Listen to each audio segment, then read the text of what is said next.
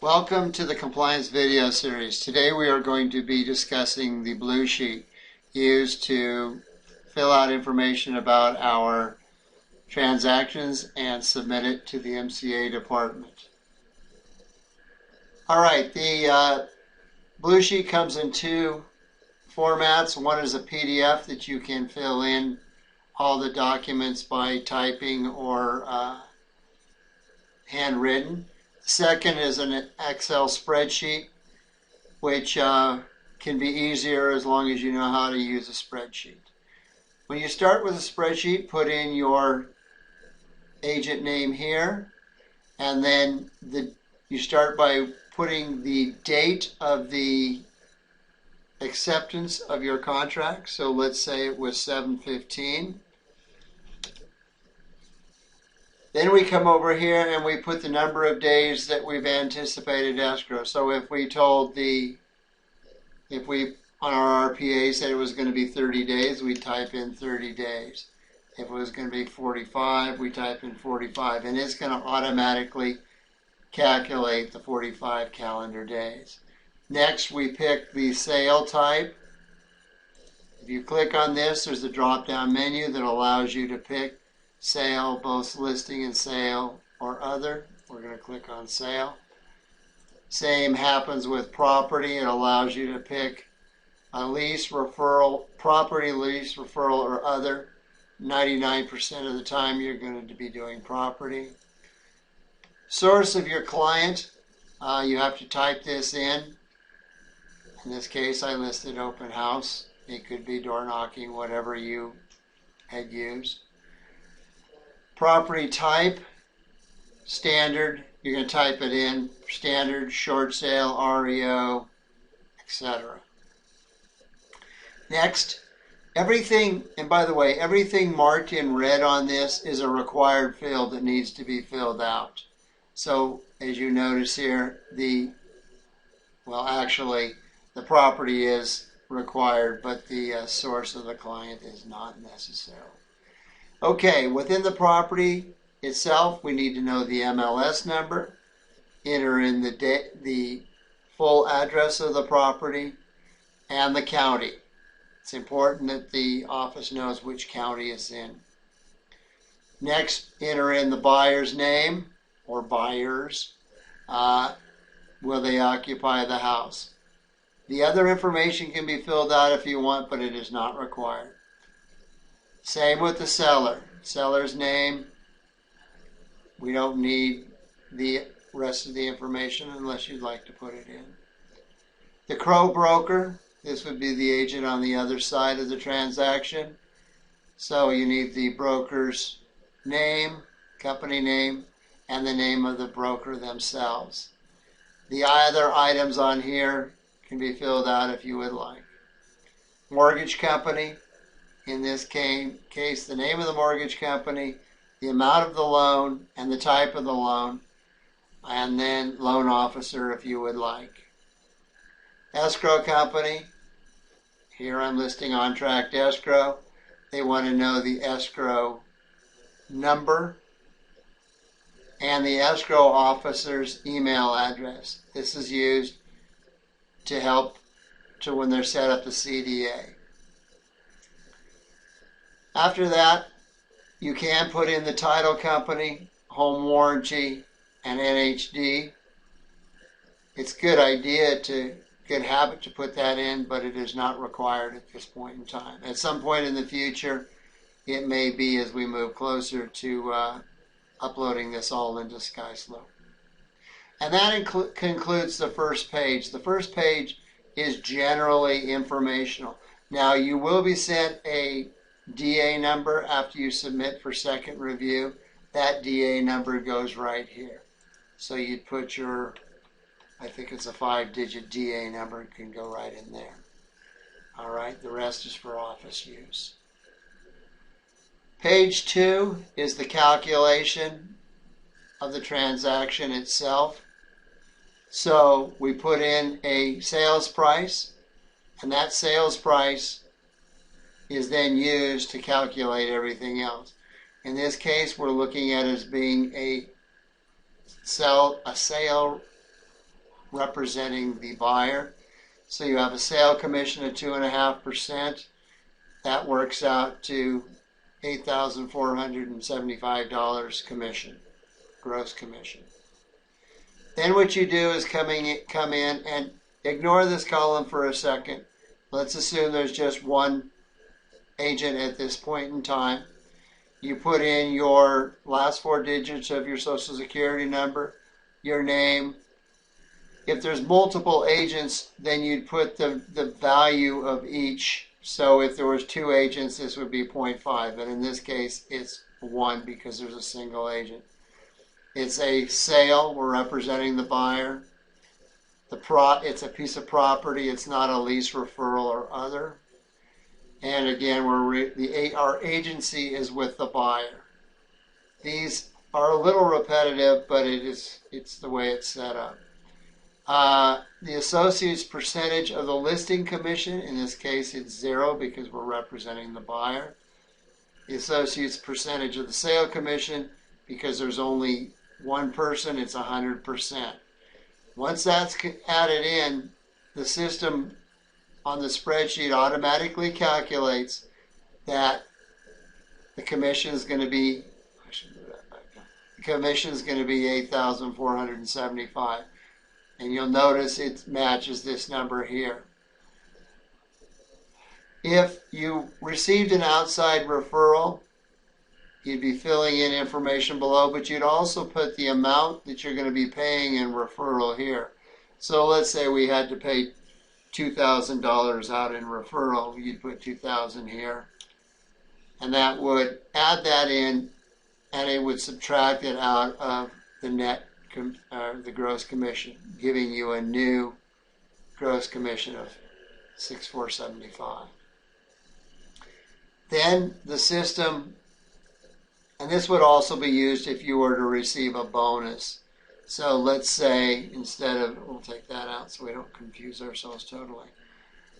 Let's say that the seller offered a $2,000 bonus if you got it closed in 30 days. So you got it closed in 30 days, so you're going to give yourself that $2,000, or they're going to give it to you, and you have to show that you're going to get it. So you put it in now, and now you notice that it bumps up your gross commission to $10,000.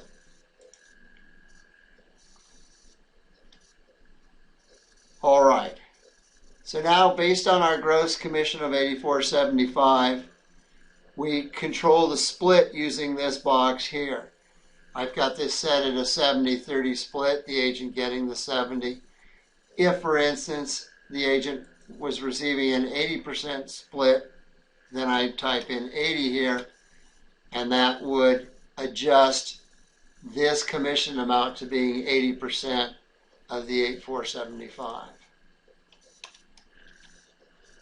The next is the associate royalty, which is 6%. That is automatically calculated out of this amount. This box over here controls that royalty amount, so we're putting it in as you're paying 100%. At some point, if you have capped out, you could change this and change it down to 0, and if I change it to 0, you then notice that there's nothing in the associate's royalty anymore. And then we have our $110 for the E&O insurance. That's a manual entry in. You just put the 110 in there. So at that point, that leaves us, we're pretty well set with a net of 5314. Now, if you're putting money into KW Cares, let's say you do $25 per transaction, you could put that in there. If you're doing coaching, then you could put the amount of your percentage. Don't put the percentage in here, put the amount that, so if you're paying 5% of your gross for coaching, then you'd put that number in here. I'm just going to put 200, for example. So that would deduct out your coaching amount and reduce this number down some more. Okay?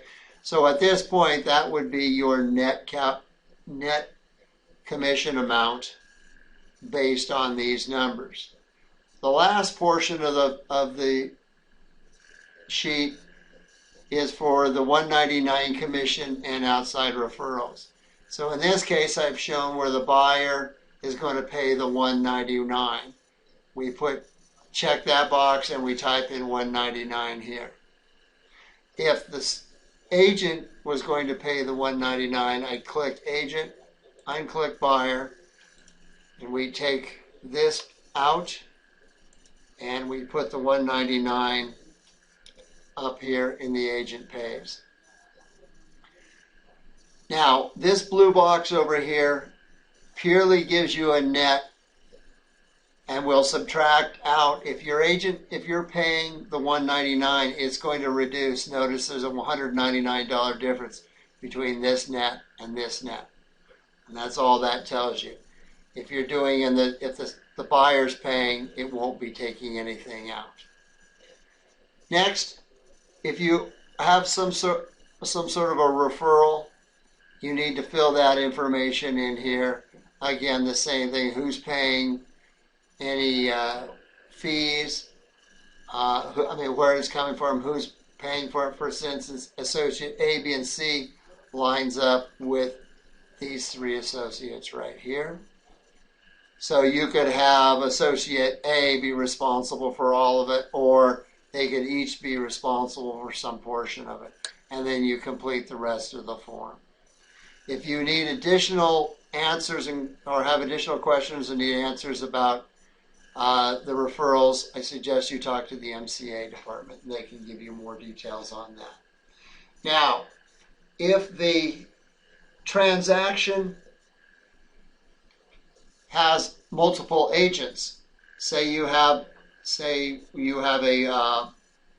know what I'm going to do? I'm going to go back here. I'm going to say that we were both doing both listing and selling, and we're going to say on the listing side that we also got 2.5.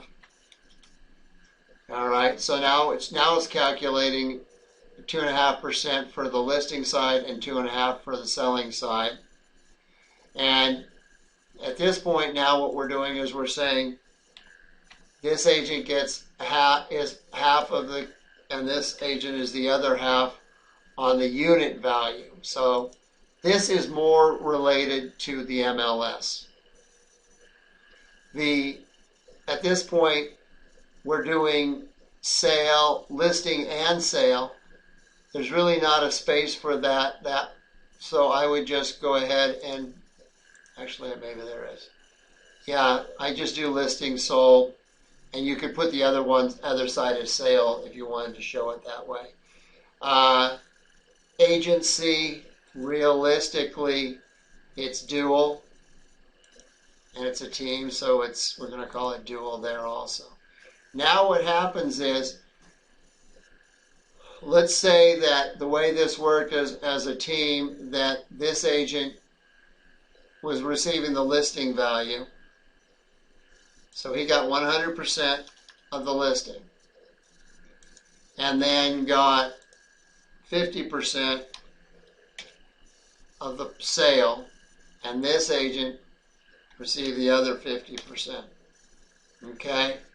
So now you see a team where the team was getting $12,000, and the buyer's agent in this case was getting $4,000. Now, this allows you to really easily manipulate everything. Let's say everything was a total split. It's very simple to make those changes so that now you're seeing both agents get the same amount and it's equal split among them. Next, we fill the same deductions down below. So if there was a referral, it would go in here, a bonus here.